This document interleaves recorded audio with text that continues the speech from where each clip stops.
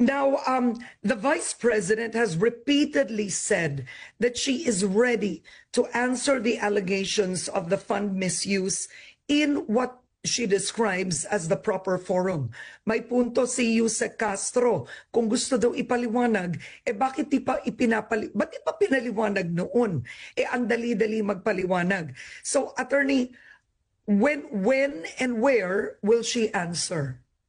Ma'am Karen, actually right now we're already answering sa COA. No? In fact, there is a petition for review pending with the COA Commission proper. We feel that that is the proper forum to answer all these findings of COA since nanggaling naman sa COA yung findings nila on the OVP confidential funds. Tama lang na dun din tayo sumagot. Oo. So, ang nangyayari ngayon, lahat ng mga pinag-usapan noon sa Quadcom sa lower house na itinatanong kay Vice President noon, diretsahan yung sinasagot sa COA. Opo, let me put that in context, Ma'am Karen. No? I think because hindi masyadong na-discuss kung ano ba yung findings ng COA.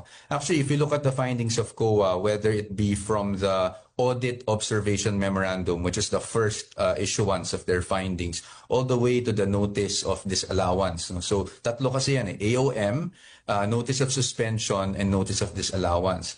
Walang nakasulat doon na merong korupsyon na nangyari or may binulsang pera. Ang nakasulat doon is may mga kakulangan sa mga dokumentong na-submit. That's why they're asking the Office of the Vice President to submit more documentation para makita talaga na maayos yung paggasta ng pera. And that's what we're responding to.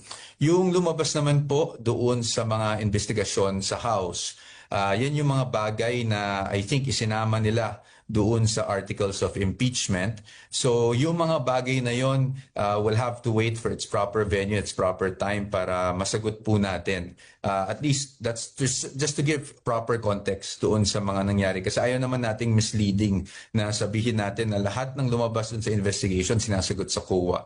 Ang sinasagot po natin sa COA ay yung mismong mga findings ng COA on certain documentation that they feel are still incomplete. And that's what we're trying to argue before the commission proper. Okay, so it's just incompletion. What about the findings in the Quadcom, questions on confidential funds allegedly given to people with strange names or did not exist with the Philippine Statistics Office, walang record sa PSA. Tulad nung Mary Grace Piatos, kumbaga mga pagkain ang nasa resibo nung mga allegedly tumanggap ng confidential funds. Sinasagot niyo po ba yun, sir? Just let me again premise my answer. So whatever I will say, obviously, it's from the perspective of the lawyer of the Vice President. So we're advocating her defense here. Pagdating po doon sa mga findings na sinasabi ng komite, katulad ng mga names na yan po ay hindi pa nakasama doon sa COA. Of course, if COA asks us as an additional question doon sa mga findings sila, we will gladly respond. Pero pagdating dito pero categorically, syempre kailangan natin sabihin na yung mga bagay na yan, wala kasi yan sa findings ng COA because as we've always maintained, yung paggamit nitong mga ng confidential funds, kasama na rin yung mga nasasabi natin na names of recipients, etc., are still all in compliance with existing rules, whether it be with the joint circular or rules of the intelligence community in terms of the usage or disbursement of confidential funds. But admittedly, hindi pa yan napag-uusapan. Perhaps kung dito sa impeachment, dahil kasama siya sa articles of impeachment, baka mapag-usapan. But let me just address yung nasabi kanina na bakit noong budget hearings hindi nasasagot. No?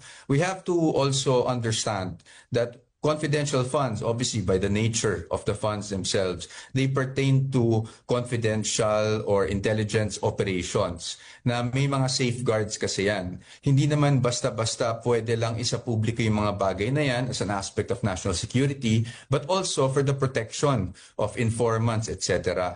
That's why there are reasons kung bakit hindi pwedeng bigla-bigla lang nating dinidisclose yung mga bagay na yan. So, Attorney Poa, do the rules allow in the use of confidential funds? Because you said that the disbursement was in accordance to the rules. Do the rules allow, hypothetically, the change of names or to make up names of informants, sources, certain individuals used for these purposes? Halimbawa, yung Mary Grace Piatos, do the rules allow na baguhin at imbentuhin ang pangalan ng recipient for protection purposes or security purposes? Okay, Ma'am Karen, it's very difficult for me to answer this question because it will preempt, and I hope you understand, no, it will preempt our defenses. But let me just answer it this way. I think I watched one of the clips when Senator Zubiri was actually on your show, and he did mention that the use of aliases is actually a practice, no, in the intelligence community. However, I am saying that without preempting our defenses because we are not here to state yet kung aliases man yon, kung alias man, kung tama man yan, because I think these things will be presented better, no, before either a court of law or before the impeachment court. So again, I really apologize. No, it's not that I don't want to answer you directly. It's just that we really don't want to preempt our defenses, and that's also why it was strategic for us not to really take interviews from February all the way to just a few weeks ago before the Supreme Court decision came out, because yun lang, no, we don't really want to preempt our defenses and make this into a trial by publicity. Okay. All right. Point taken. And you did reveal something with the speech of Senator Miguel Zubiri, wherein you said that he said that aliases were common usage. So at least that's a window into a part of your defense.